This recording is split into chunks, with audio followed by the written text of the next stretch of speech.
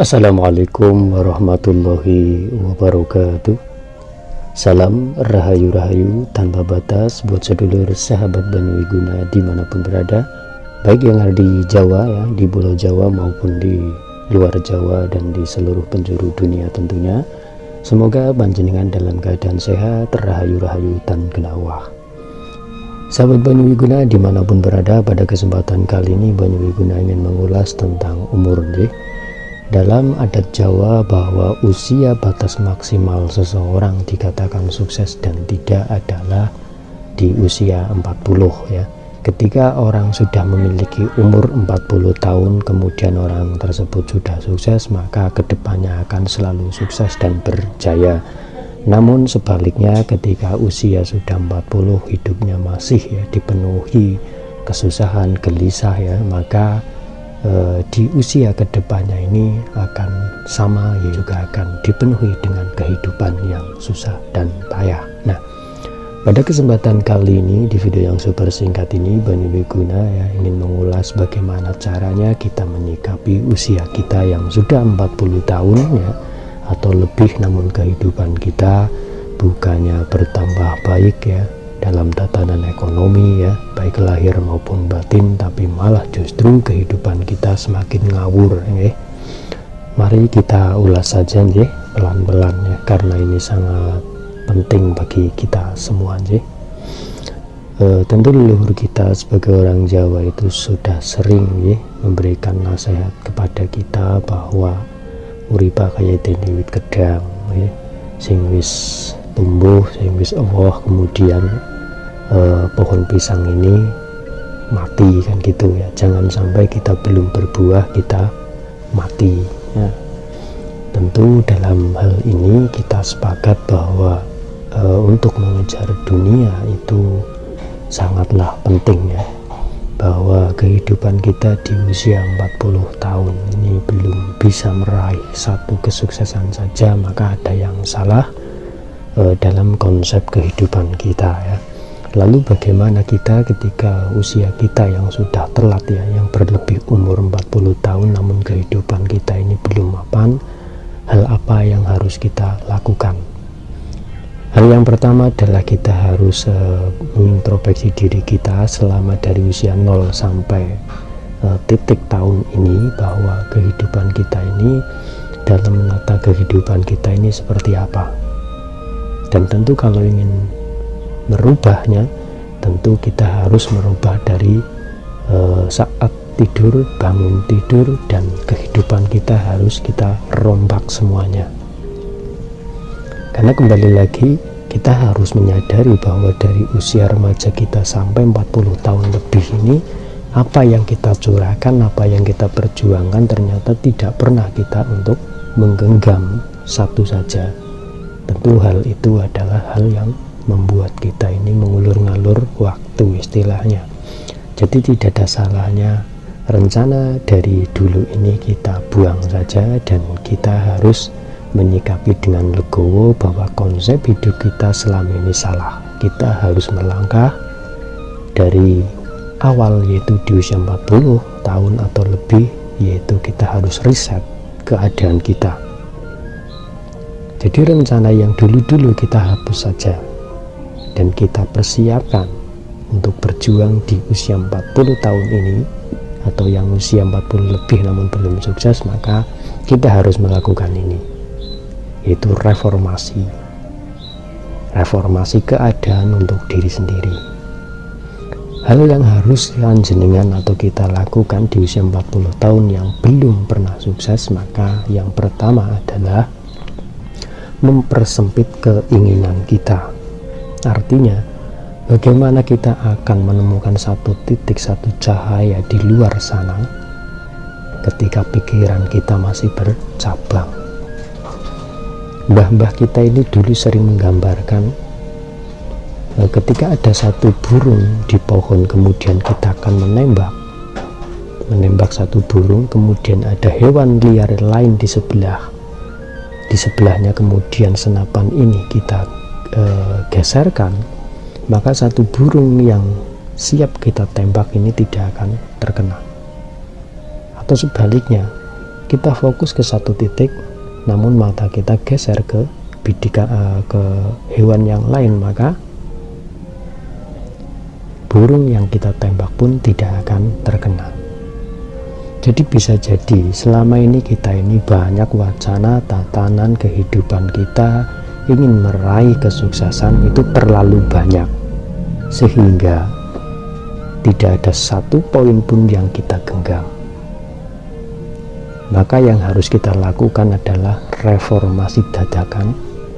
Dari hari ini, masa lalu kita hapus, perencanaan masa lalu kita buang jauh-jauh, dan kita fokus hari ini ke satu titik, yaitu menggenggam meraih kesuksesan. Lalu apa? Untuk meraih kesuksesan, modal yang kita tidak miliki minimal adalah menenangkan diri kita. Karena banyak sekali orang ingin sukses namun kehidupannya ini selalu gerungsang. Bagaimana mungkin untuk menggenggam sebuah kesuksesan kalau diri kita ini masih gerungsang, tidak nyaman? Maka hal yang harus dilakukan adalah menyiapkan agar kita bisa tenang dulu. Dan lalu bagaimana kita bisa tenang? Dari masa lalu sampai hari ini hutang kita numpuk dan belum bisa melunasi hutang. Maka yang harus kita lakukan adalah permohonan doa kepada Tuhan kita, pasrahkan kepada Tuhan kita, tentu mempersempit keinginan kita, mempersempit permohonan kita. Yang dulu kita meminta adalah 1000 jalan, kita meminta 1 jalan saja,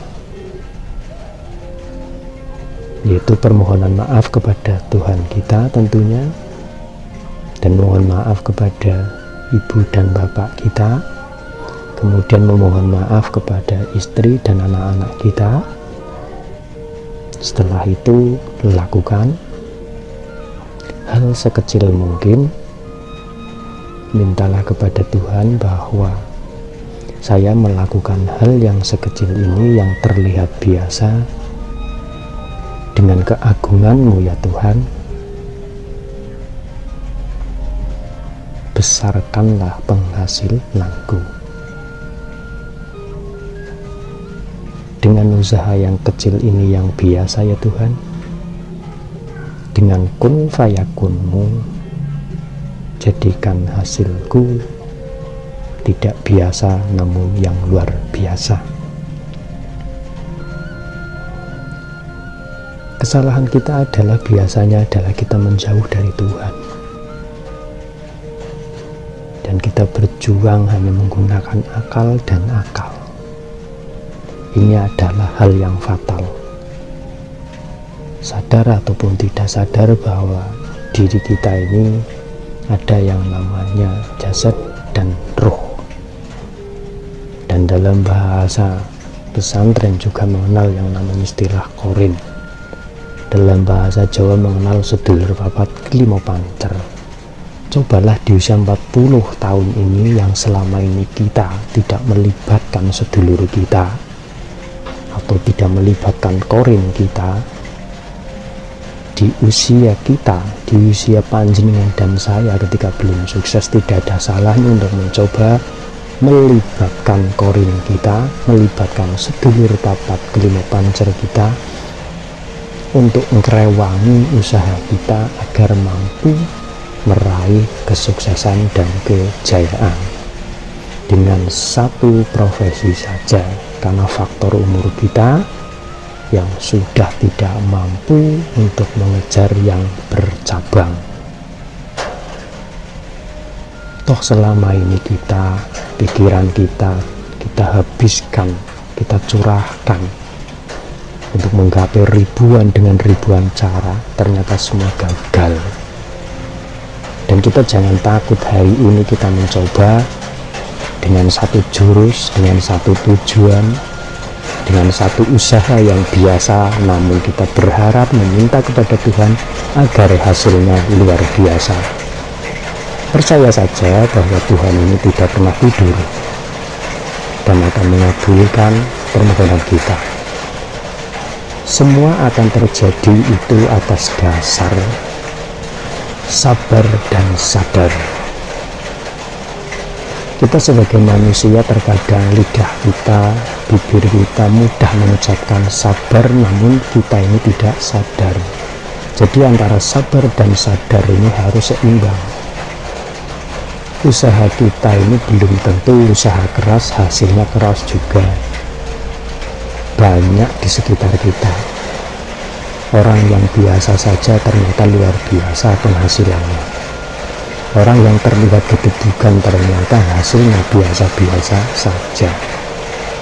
Tentu kalau kita melihat dengan mata kita akan konslet dendam. Maka mari kita belajar untuk melihat sesuatu yang mustahil menjadi mungkin. Percayalah bahwa Tuhan itu selalu dekat dengan kita. Gusti Allah itu duweni sifat kang welas asih. Mintalah dengan sifat kasih dan sayang Tuhan. Tuhan Gusti Allah niku kang moho sugih, mula nyuwun sugih. Gusti kang moho agung, kang gedhe. Gusti kang moho agung, mula nyuwun agung Gusti Allah. Ora usah kuwatir, ora usah wedi, usaha sing cilik njaluk kang gedhe digedhekno iso. Sahabat Benwiguna dimanapun berada, usia 40 tahun yang dibutuhkan adalah ketenangan. Dengan ketenangan kita mampu untuk menggenggam, jangankan 1.000 angan mimpi mudah kita genggam. Dulu saya pernah tidak mampu atau sangat takut untuk mengejar sebuah mimpi saja. Saya sangat takut, apalagi untuk mengejar wacana harapan yang begitu banyak. Dari usia 0 remaja dan cut sampai 40 tahun saya belum sukses, dan sampai hari ini juga belum mau sukses mungkin ya.